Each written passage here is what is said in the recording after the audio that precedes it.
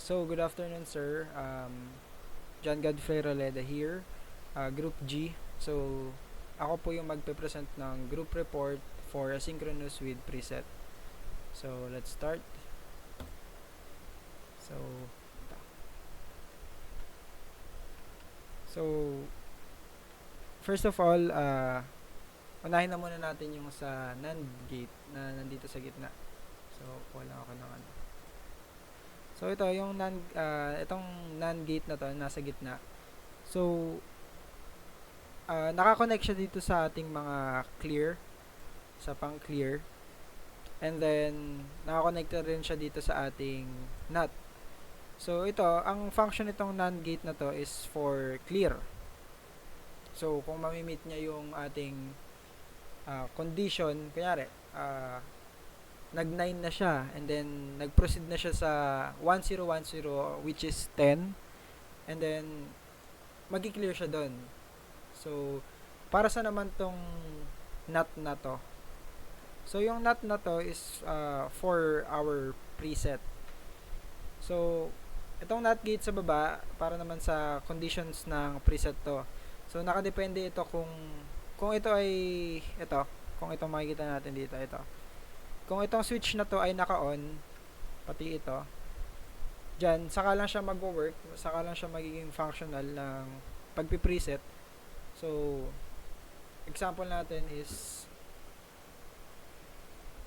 100, pag naka-on yung preset, nakadepende yung mangyayaring preset sa user na kung ano sinet ng user ng preset for dito sa ating async. And then so itong J1, K1, J2, K2 natin. So as this, yung nasa kabila is J1, K1, J2, K2 rin. Nakakonekta siya sa ating VCC. So VCC. Yan, VCC yan. So yung clock 1 natin, which is 1, nakakonekta rin yan. Yung unang ano natin 7476. Nakakonekta sa 1. So, yung 5 natin is nakakonekta rin sa VCC ayon sa ating datasheet. Then, ito yung mga presets natin. Nakakonekta sa ating mga NAND gate. Then, ayan. Ang ground natin dito is pin 13. So, kung makikita natin dito yung 10, pin 10, and pin 14, loose lang po yan. Walang nakasalpak dyan. So, hindi natin gagamitin yan for this skills demo. So, wala siyang sinasalpakan. And then, ito, kung makikita natin dito, nakakonekta yung ating clock dito sa ating clear and sa ating Q1 and Q2. So, nakakonekta naman sa ating, burahin mo natin. So, yun namang nakakonekta sa ating 7, 1, 2, and 6.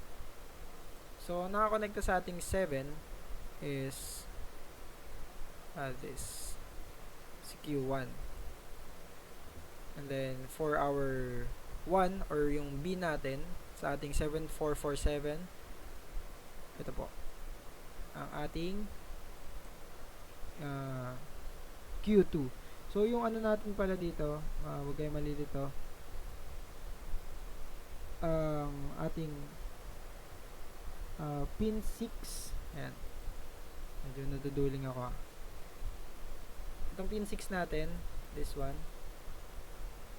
is nakakonekta siya dito sa ating, ayan, dito sa ating Q1. Nag-jump to, ayan, nag-jump yan.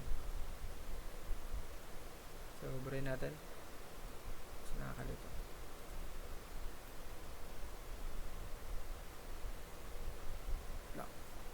Ako nilito.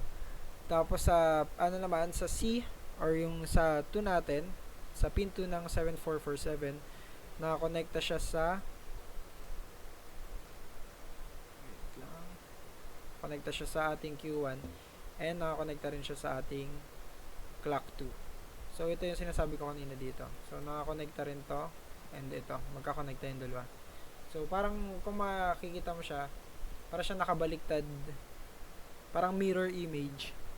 So makita mo dito lahat ng not queue and then clear. Para siyang mirror image dito sa kabila. So next naman natin is yung D. Saan ba siya nakakonekta? Nakakonekta siya sa ating pin 2 ng NAND, yung nasa gitna, yung responsible para sa ating clear. So, ayun. And then, proceed tayo dito sa ating 7447. So, yung 7447 natin, nakakonekta siya sa ating 7 segment. So, gaya ng ginagawa natin usually, F, G, A, B, C, D, E, or 15, 14, 13, 12, 11, 10, 9 ay nakakonekta sa 9, 10, 7, 6, 4, 2, and 1. So, 3 and 8 for our VCC and 5 for our yung tuldok or yung ground. So, ayun yan. And then, I think that's it. Na-discuss ko na naman lahat. So, that's it for our asynchronous with preset.